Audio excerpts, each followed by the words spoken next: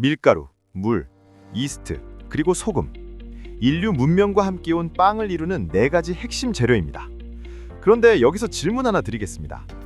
전체 반죽의 단 1.5%, 스쳐 지나갈 만큼 미미한 양으로 빵의 운명을 완벽하게 지배하는 재료가 무엇일까요? 바로 소금입니다. 소금은 단순한 짠맛을 내는 조미료가 아닙니다. 반죽의 뼈대를 조립하는 화학적 정렬제이자 이스트의 숨통을 쥐고 흔드는 생체 조절기죠. 빵이라는 미식의 기적을 완성하는 1.5%의 절대 권력. 지금부터 반죽 속 소금의 진짜 정체를 파헤쳐봅니다. 가장 먼저 소금을 무너져 내리는 반죽의 뼈대를 세워주는 무형의 코르셋 역할을 합니다. 소금이 물에 완전히 녹아 만들어낸 이온들이 밀가루 속 글루텐 단백질의 반발력을 없애고 사슬을 촘촘하게 묶어주기 때문이죠. 덕분에 반죽은 찌러지지 않는 강한 점탄성을 갖게 되고 이스트가 뿜어내는 가스를 풍선처럼 완벽하게 가둘 수 있게 됩니다. 눈에 보이지 않는 이 정교한 전기화학적 결합이 바로 탄력 있고 볼륨감 넘치는 빵을 완성하는 첫 번째 비밀인 셈입니다.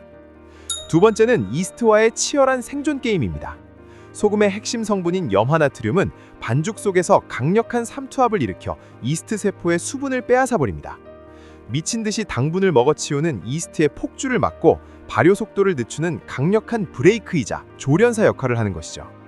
만약 소금이 없다면 이스트가 가스를 과도하게 발생시켜 글루텐 골격은 이를 버티지 못해 결국 빵의 조직이 찢어지거나 속절없이 주저앉고 말 것입니다. 세 번째 마법은 빵의 수명을 늘려주는 것입니다. 밀가루에는 특유의 크림색을 내는 천연 색소인 카로티노이드가 있는데 소금이 이 색소가 산화되는 것을 막아주어 빵 속살을 밝고 선명하게 유지해줍니다. 게다가 소금 특유의 강한 흡습성으로 빵 내부의 수분을 꽉 붙잡아두기 때문에 빵이 뻣뻣해지는 전분 노화를 늦춰주는 천연 보습제 역할까지 해내는 것이죠. 네 번째로 소금은 상대하는 곡물에 따라 싸우는 방식을 완벽하게 바꿉니다. 글루텐이 많은 밀가루에서는 뼈대를 강화했다면 글루텐이 턱없이 부족한 호밀빵에서는 전분을 분해하는 효소인 아밀라아제의 활동을 억제해버립니다. 이 효소를 막지 않으면 전분이 너무 많이 분해돼서 빵이 질척이는 진흙탕처럼 변해버리기 때문이죠. 곡물에 맞춰 반죽의 붕괴를 막아내는 완벽한 방어 시스템인 셈입니다. 마지막 다섯 번째 역할은 바로 빵의 풍미를 폭발시키는 미각적 마법입니다. 빵을 구웠을 때 겉면이 먹음직스러운 황금빛으로 변하는 마이야르 반응과 캐러멜화, 사실 이것도 소금 덕분입니다. 앞서 말씀드린 대로 소금이 이스트의 식욕을 억제한 덕분에 반죽 속에는 이스트가 미처 다 먹지 못한 잔류 당분이 남게 됩니다. 이 남은 당분이 오븐의 고온과 만나 황금빛 껍질과 놀라운 풍미를 만들어내는 것이죠. 더 나아가 소금은 맛의 대비 효과를 통해 빵의 풍미를 완성합니다. 수박에 소금을 살짝 뿌리면 훨씬 달게 느껴지는 것과 같은 이치로 혀 끝에 닿는 소량의 짠맛이 미각세포를 예민하게 깨워 밀가루 본연의 은은한 단맛과 복합적인 발효향을 훨씬 더 강렬하고 명확하게 인지하도록 증폭시켜주는 것입니다.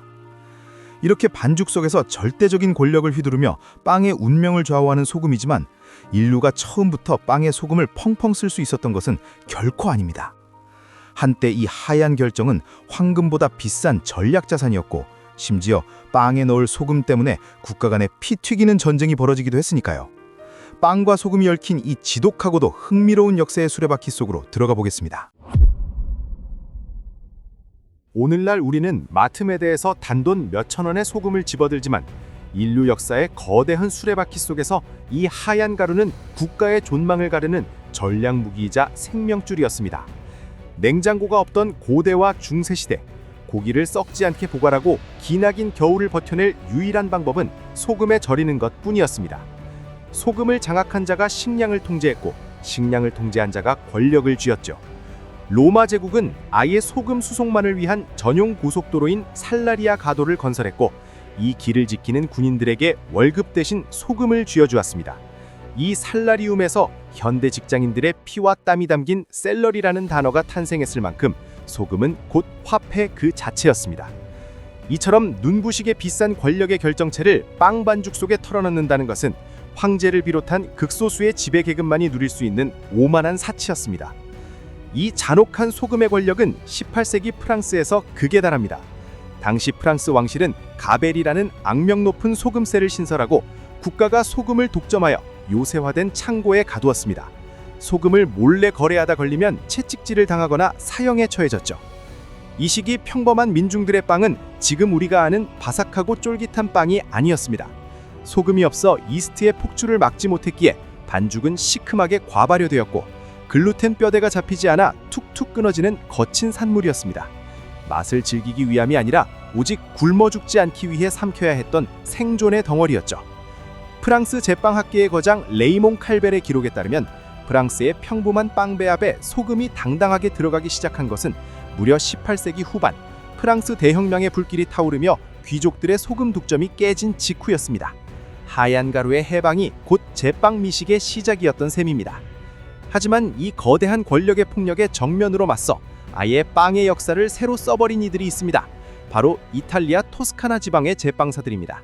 12세기 바다를 장악하고 있던 해상강국 피사는 앙숙이었던 내륙도시 피렌체의 숨통을 조이기 위해 강으로 이어지는 소금 유통로를 전면 봉쇄하고 턱없이 높은 세금을 요구했습니다.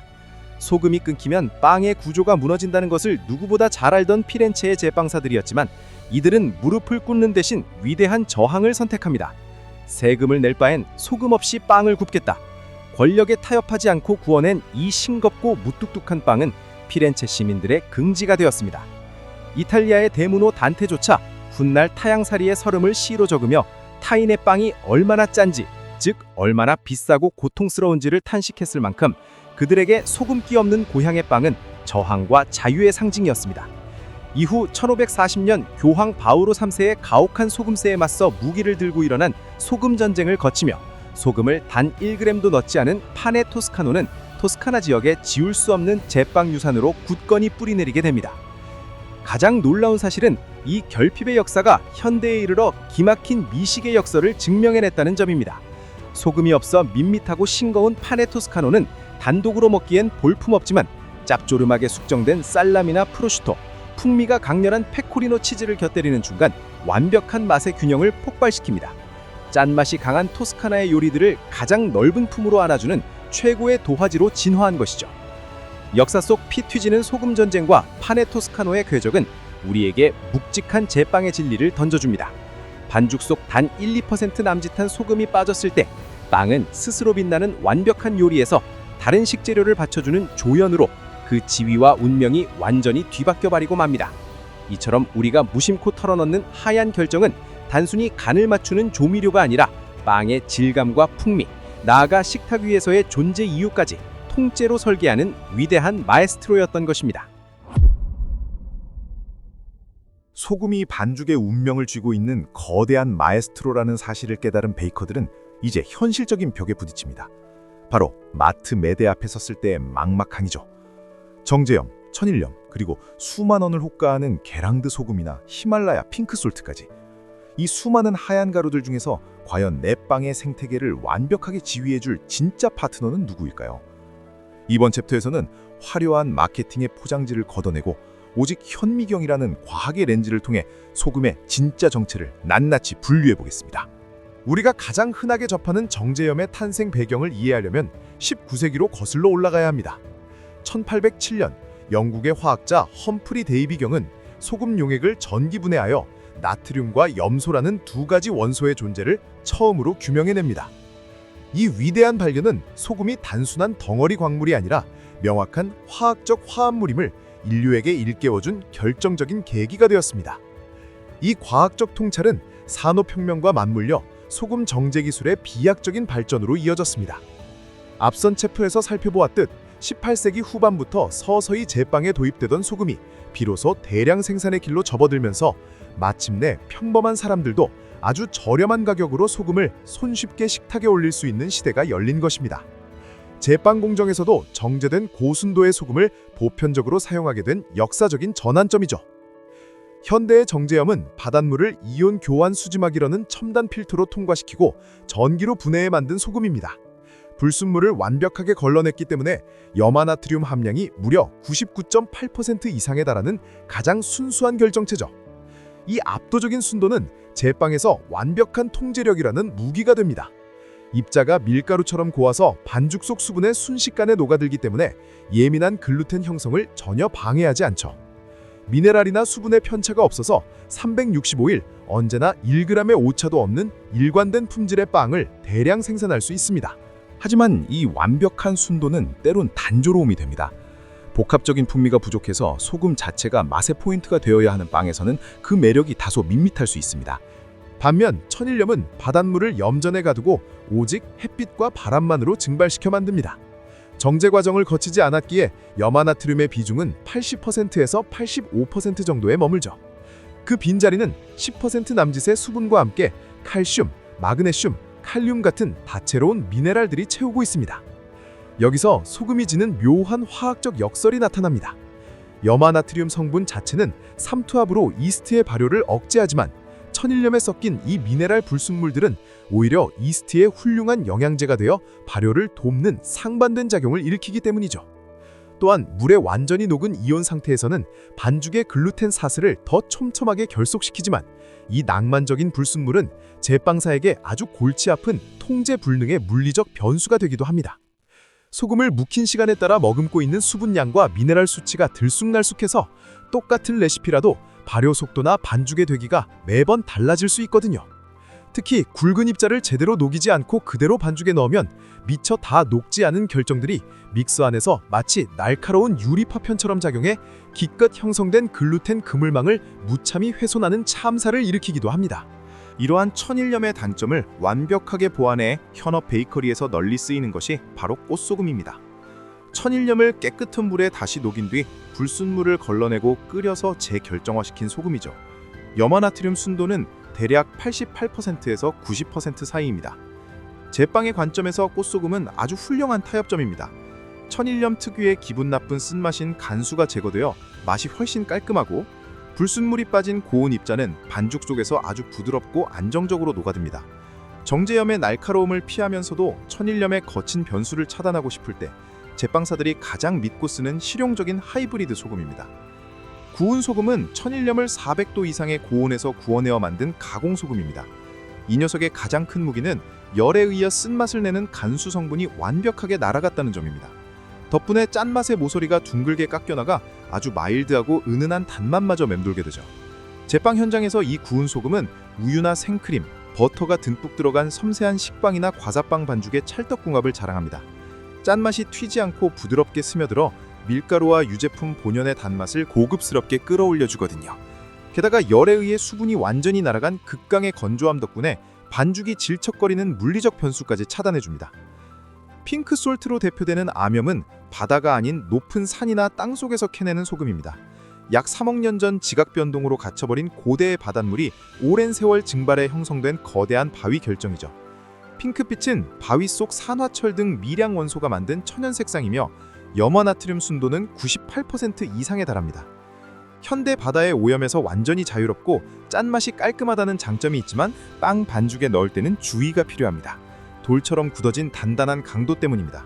아주 고운 파우더 형태로 갈아서 쓰지 않으면 반죽의 수분만으로는 절대 쉽게 녹지 않아 단단한 돌멩이들이 믹스 안에서 굴러다니며 섬세한 반죽의 결을 지지기고 멍들게 하는 치명적인 결과를 낳게 됩니다.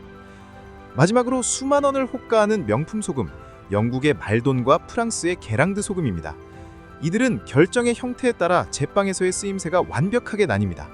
먼저 얇고 섬세한 피라미드 결정의 말돈 소금은 반죽에 넣으면 다 녹아버려 돈 낭비가 됩니다. 반드시 소금빵 겉면처럼 빵 위에 뿌리는 피니싱 소금으로 써야 하죠. 씹는 순간 바삭하게 부서지는 경쾌한 식감을 선사하는 완벽한 토핑입니다. 반면 약 10% 내외의 수분을 머금은 습식 천일염 게랑드 소금은 빵 속에 넣기 좋습니다.